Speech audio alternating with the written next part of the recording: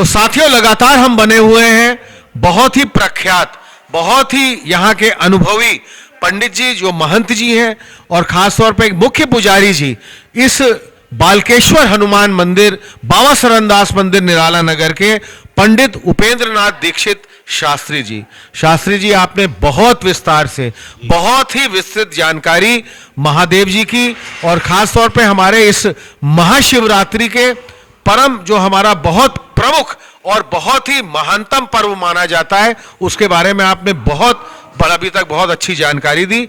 अब मेरा इस एपिसोड में आपसे बहुत प्रमुख प्रश्न जो बनता है, और जो मैं चाहूंगा हमारे सभी दर्शक जरूर हमको देखें, हमको फॉलो करें, हमको लाइक करें, हमें सब्सक्राइब करें हमारे चैनल को, क्योंकि आज के उससे अब मेरा जो प्रश्न है आपसे पंडित जी, महंत जी, मेरा आपसे प्रश्न मुख्य में बनता है, कौन सा ऐसा मंत्र, ऐसा जाप होना चाहिए? अभी तक आपने बहुत ही अलग अलग ग्रह और जितनी राशियां हैं उनको लेके पूरी बात बताई, और अब थोड़ा सा हमको विस्तार से बताइए कौन सा ऐसा मंत्र, ऐसा जाप, और खासतौर पे अगर राशियों से भी वो जाप मिलता हो तो वो कौन कौन सी राशियां, कौन कौन सा जाप करें, ये थोड़ा विस्तार से बताइए।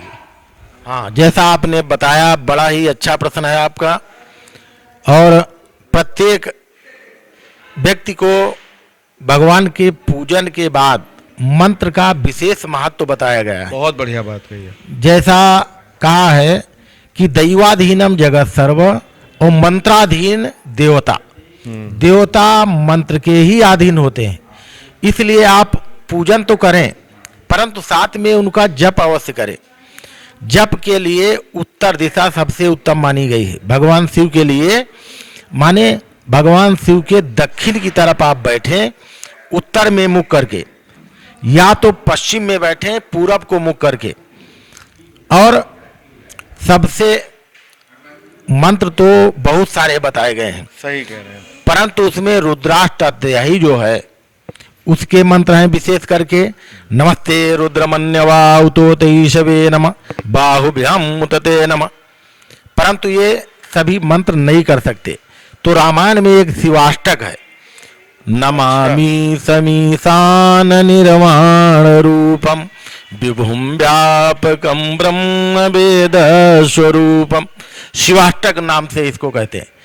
इसका बड़ा महत्व बताया गया है।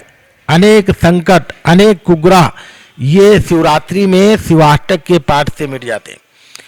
और तीसरा जो है, इससे भी सरल है, कुछ चौपाइयाँ। भगवान शिव की चौपाई भी एक महामंत्र बताया गया है। पहली चौपाई तो आशुतोष तुम औढ़ दानी, आरति हरहु दीन जनु जानी। कैसा भी संकट हो, आरत हो, उसको भगवान शिव दूर कर दें। दूसरा है शंकर जगत बंद जगदीसा, सुर नर मुनि सब नाम ही सीसा। तो ये दो चौपाई है। तीसरा जो मान लिया चौपाई भी नहीं कर सकते, तो उनके लिए पंचाक्षरी मंत्र जो है यही बहुत बड़ा मंत्र है, ओम नमः शिवाय, ओम नमः शिवाय, इसका जप करें। इसके अलावा भगवान शिव का गायत्री जो है, तत्पुरुषाय विद्महे महादेवाय धीमहि तन्नो रुद्रः प्रचोदयात्। इसके अलावा भगवान का महामृत्युंजय मंत्र है, ओं हं ओं जूं श भूर्भाश त्रयम्बकं यजामहे सुगंधिं पुष्टिवर्धनम उर्वारिकमेव बंधनान्मुक्तोर्मुक्षीयमामृतात्।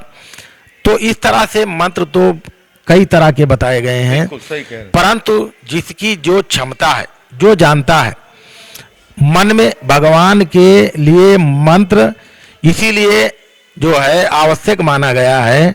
जो भी प्रार्थना पूजा में त्रुटि होती वो मंत्र से पूरी हो जाती। दूसरा मंत्र आप देखते हैं, जैसे भोग लगाते हैं पंडित लोग तो वहां घंटी बजाते, आरती होती तो घंटी बजाते हैं, वो घंटी भी मंत्र बोलती है महाराज। कैसे? तो घंटी देखते हैं आप, घंटी में ऊपर या तो गरुड़ महाराज बने होते हैं, या हनुमान जी बने होते हैं, या शेषनाग जी बने होते हैं। और हमारे हनुमान जी विद्वानों में सबसे अग्रगण्य माने गए, शेषनाग जी भी सबसे विद्वान माने गए, गरुड़ जी बड़े विद्वान माने गए।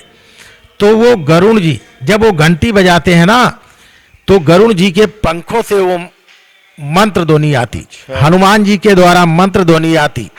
तो इसलिए कहते हैं जो नहीं भी अगर हम मंत्र जानते हैं तो इसलिए वहाँ पे घंटी जरूर बजाना चाहिए, शंख बजाना चाहिए। ये सब भगवान के आयुध माने गए हैं।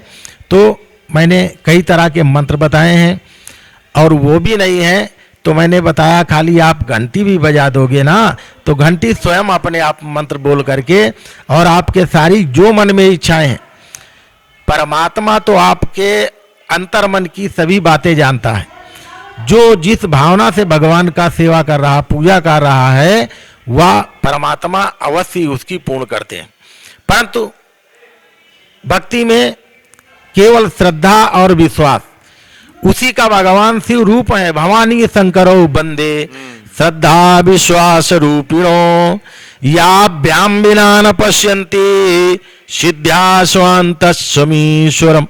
भगवान शिव माँ पार्वती के भक्ति के बिना कोई भी किसी भी कार्य में सिद्धि महाराज नहीं प्राप्त कर सकता।